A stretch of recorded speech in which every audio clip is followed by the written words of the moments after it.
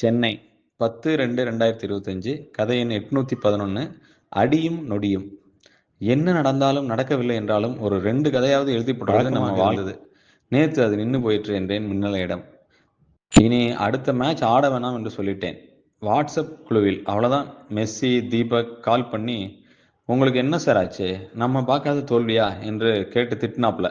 8 கோல் வாங்கியிருக்கோம் ரயில்வேயிடம் 3 வருஷம் முன்பே.